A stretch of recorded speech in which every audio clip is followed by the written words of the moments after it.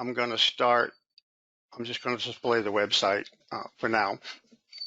Now, if you come to the product by purchasing it, if you purchased it already, you would have received an email, a very important email, so you need to hang on to that. That email has your download link to download the product.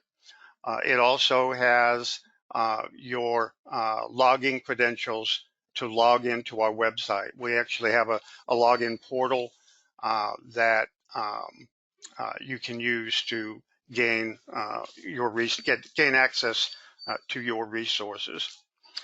Okay, so also I just had this up here because I wanted to mention that you may also, we may send you a link to download the product if you didn't download it from the website, or if you're.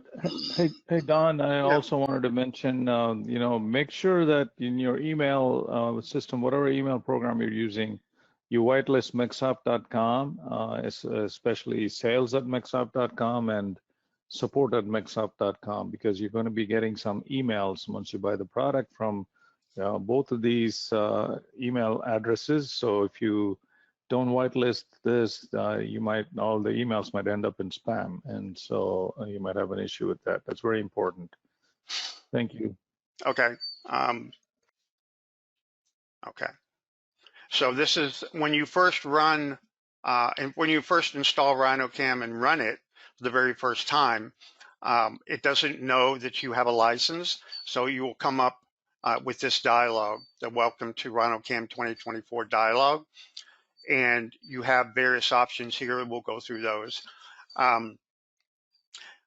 You can go straight in to activate your paid product if you have your license code, and that will be in, again, that will be in your email that you received after you purchased the product. But I did want to mention these other options here if you don't have a license code yet. So you can run the product in demo mode, and let's just do that.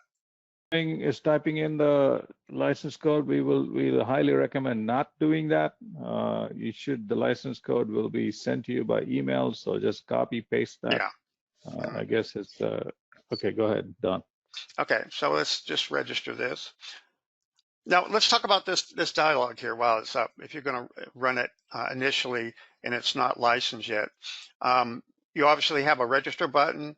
You copy and paste your activation code here, go ahead and register the product. Also, if you don't have an activation code, the program will come up in demo mode just like we showed you.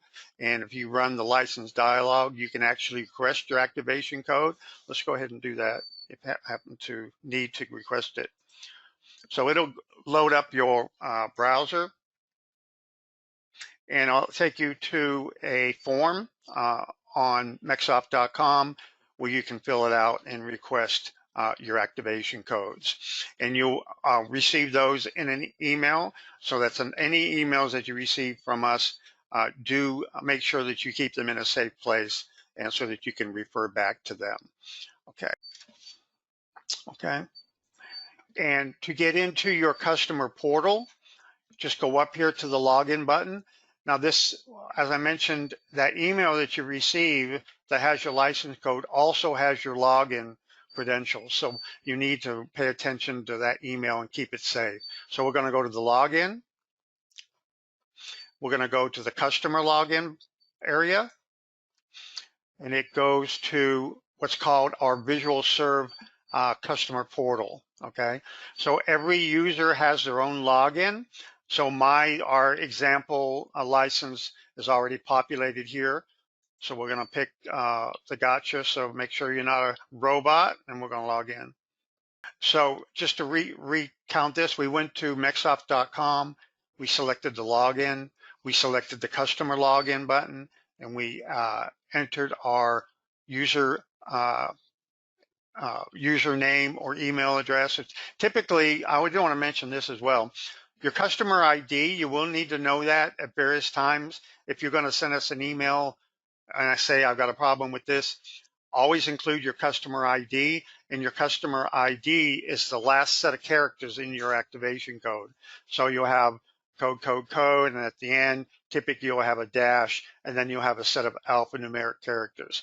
It most likely will start with the letters M and then S for MecSoft, and then a number, but it could be just an entire number. As you see right And here.